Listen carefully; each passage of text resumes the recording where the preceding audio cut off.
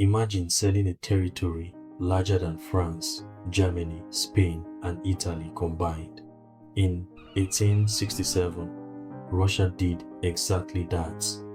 It sold Alaska to the United States for just $7.2 million. Today, that decision sounds almost unbelievable. Alaska is rich in oil, natural gas, fisheries, minerals, and some of the most spectacular wilderness on earth. But when the sale was announced, many Americans thought their government had made a terrible mistake. Newspapers mocked the purchase.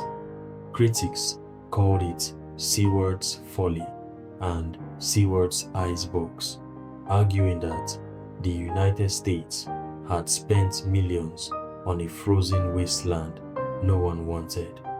Even members of Congress questioned why America needed a distant Arctic territory separated from the rest of the country by thousands of kilometers. Yet, the man who pushed hardest for the purchase, Secretary of State William H. Seward, believed Alaska would one day become immensely valuable. History would eventually prove him right. But before we can understand why the United States wanted Alaska, we need to ask a much stranger question. Why did Russia want to get rid of it? To answer that mystery, we have to travel back to a time when Alaska was not American at all. It was part of a vast Russian empire stretching across Siberia and into the icy waters of the North Pacific. More than a century before Alaska became American, it belonged to a very different empire. In the early 1700s, Russian explorers pushed eastward across the vast wilderness of Siberia, searching for new lands and new wealth. Among them was a Danish-born navigator sailing for Russia named Vitus Bering. His expeditions revealed that a narrow stretch of water separated Asia from North America. Beyond that strait lay a land rich in wildlife, especially sea otters, whose fur was considered one of the most valuable commodities in the world. Soon, Russian traders, hunters, and settlers began crossing the North Pacific. They established outposts along the Alaskan coast, built wooden settlements, and created a commercial network centered on the fur trade. By the end of the 18th century, Russia controlled a vast territory stretching across Alaska and parts of the Pacific coast. For a time, the colony seemed promising. Ships carried furs from Alaska to markets in China and Europe, and profits flowed back to the Russian Empire. Churches were built, governors were appointed, and the distant colony began to look like a permanent extension of Russia. But beneath that success was a problem that would eventually become impossible to ignore. Alaska was unimaginably far away. Supplying it, governing it, and defending it required enormous effort from a country whose capital lay thousands of kilometers to the west. And as the years passed, the profits that had justified the colony began to disappear.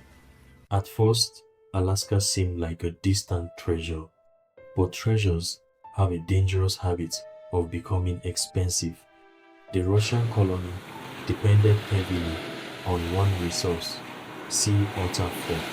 For decades, traders hunted sea otters across the North Pacific, selling their pelts to wealthy markets in China and Europe. The problem was that the animals were being hunted faster than they could recover.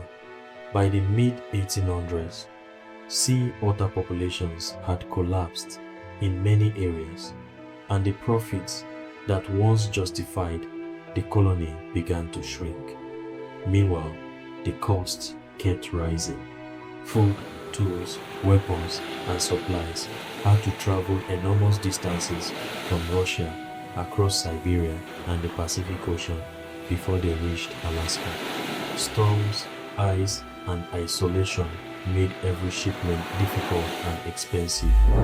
The colony's capital, Sitka, was separated from St. Petersburg by thousands of kilometers of wilderness and ocean. Governing Alaska was like trying to manage a town on another planet.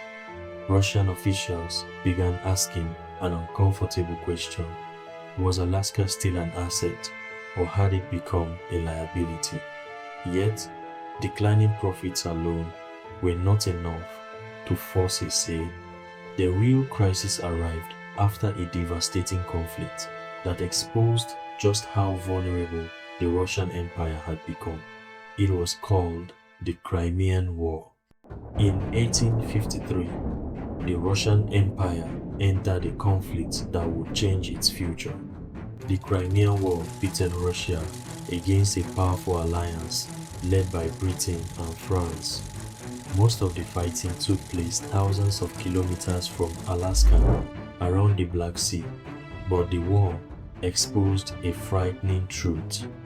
Russia was weaker than it believed. Its economy was strained, its military was overstretched, and its ability to defend distant territories was suddenly in doubt. For Russian officials, Alaska now looked dangerously vulnerable. Across the border lay British North America, the territory that would later become Canada. If another war broke out with Britain, Russian leaders feared that British forces could simply seize Alaska. Defending the colony from such an attack would be enormously difficult. Reinforcements would have to travel across Siberia and the Pacific, a journey that could take months. The calculation became brutally simple. If Russia could not defend Alaska, perhaps it should not keep Alaska. And if the territory was likely to fall into British hands in a future conflict, it would be better to sell it than lose it for nothing. But Russia did not want Britain to buy Alaska. Instead, it looked toward another rising power across the Pacific, a country that had friendly relations with Russia and shared a common rival, the United States. By the mid-1860s, Russian leaders had made a remarkable decision. They were willing to sell Alaska. The task of finding a buyer fell to Edward Stokel, Russia's ambassador in Washington. Fortunately for him, he already knew a man who was deeply interested in expanding American territory, William H. Seward, the U.S. Secretary of State. Seward believed the United States should become a great Pacific power, and he saw Alaska as a strategic stepping stone to future trade and influence across the North Pacific.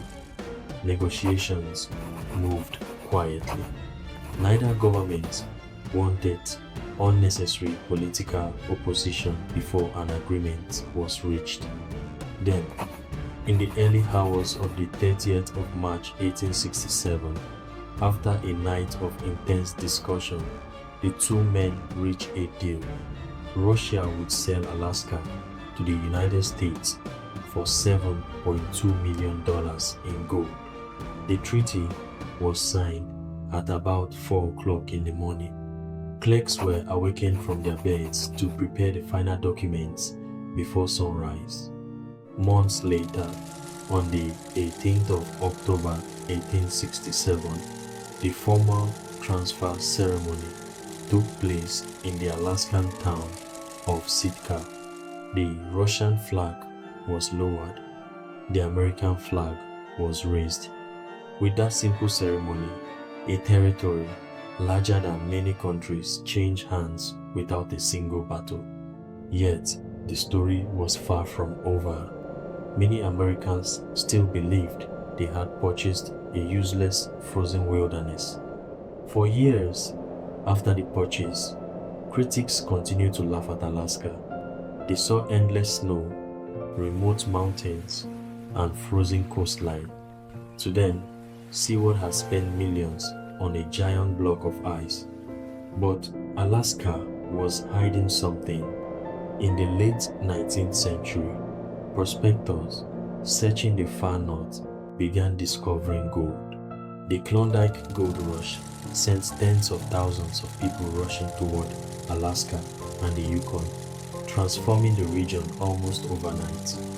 Suddenly, the territory that had seemed worthless became a land of opportunity, and gold was only the beginning. During the 20th century, vast deposits of oil and natural gas were discovered beneath Alaska's wilderness and offshore waters. Its fisheries became some of the richest on Earth. Its strategic position near Russia made it one of America's most important military frontiers during the Cold War. The same territory that many Americans had mocked as Seward's Icebox became a source of enormous wealth, energy, and geopolitical power. Looking back, the purchase no longer appears foolish. It appears astonishingly successful. Historians still debate whether Russia received a fair price, but few doubt that the United States gained far more than most people in 1867 could possibly imagine. Yet, the greatest irony is this: Russia sold Alaska because it feared losing it in a future war. Instead, it sold a territory that would later become one of the most valuable parts of the United States. More than a century and a half has passed since the treaty was signed in Washington. The diplomats are gone. The empire that sold Alaska no longer exists. The world has changed in ways Seward and the Russian negotiators could never have imagined. Yet the consequences of their decision remain visible on every map of North America. Alaska is now the largest state in the United States, stretching from the Pacific Ocean deep into the Arctic. It holds vast natural resources, immense wilderness, and a strategic position that continues to shape global politics. Looking back, it is tempting to ask whether Russia made a historic mistake, but history is rarely that simple. In 1867, Russian leaders did not know about Alaska's future oil wealth, its military importance, or the gold discoveries that would transform its value. They made a decision based on the fears and information of their own time, and that may be the most fascinating part of this story. A single treaty signed before dawn quietly reshaped the future of an entire continent. Borders changed, economies changed, nations changed. Sometimes the most powerful events in history are not wars or revolutions. Sometimes they are signatures on a piece of paper, because every border has a story. And here at Beyond Borders by Sama, we'll keep discovering them together.